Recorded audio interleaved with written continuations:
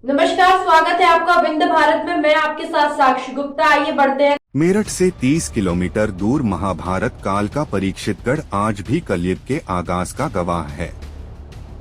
विभिन्न ऐतिहासिक तथ्यों में उल्लेख है कि कलयुग राजा परीक्षित के मुकुट पर श्री श्रृंगी आश्रम से ही सवार हुआ था। इस आश्रम में देश के विभिन्न हिस्सों से श्रद्धालु इस रहस्य को समझने आते हैं। अगर आप कलयुग के आगमन से जुड़े रहस्यों को जानना चाहते हैं तो आपको इस स्थान पर आना चाहिए। इसके लिए मेरठ से किला परीक्षितगढ़ की तरफ जाना होगा। श्रृंगी आश्रम के अंदर एक मंदिर भी है।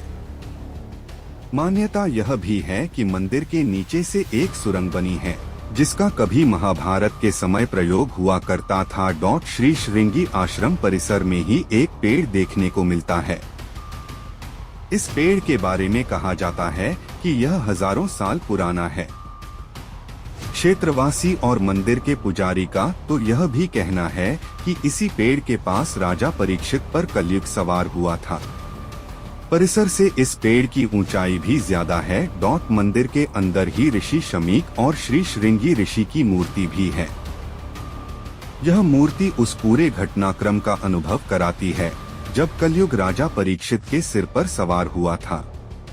मान्यता के अनुसार जब राजा परीक्षित शिकार करते हुए इस आश्रम पहुंचे थे, तब उन्होंने ऋषि शमीक से जल मांगा था, लेकिन ऋषि तपस्या में लीन थे। इसके बाद उनकी तपस्या भंग करने के लिए परीक्षित ने एक सर्प को उनके गले में फेंक दिया था। यह सब देखकर ऋषि के पुत्र श्रृंगी को गुस्सा आया और उन्होंने ही परीक्षित को सर्पदंश से मृत्यु का श्राप दिया था। मान्यता है कि जब राजा परीक्षित को तक्षक सर्प ने डस लिया था, उसके बाद राजा परीक्षित के पुत्र जन्मेजय ने सभी सर्प जाति को समाप्त करने के लिए एक यज्ञ किया था।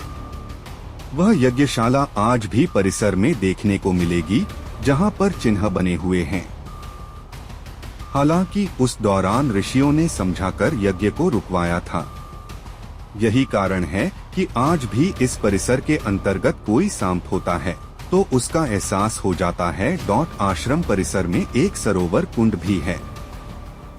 जब राजा परीक्षित ने ऋषि शमीक की तपस्या भंग की थी, तब उनके पुत्र ऋषि श्रृंगी द्वारा इसी सरोवर के जल को हाथ में लेकर राजा परीक्षित को सर्पदंश से मृत्यु का श्राप दिया था। मान्यता है कि कभी यह कौशिकी नदी हुआ करती थी। तक्षक नाम के सर्प ने राजा परीक्षित को शीशे के महल में भी डंस लिया। फिलहाल के लिए इतना ही। खबरों का सिलसिला लगातार जारी है, बने रहिए हमारे साथ। नमस्कार।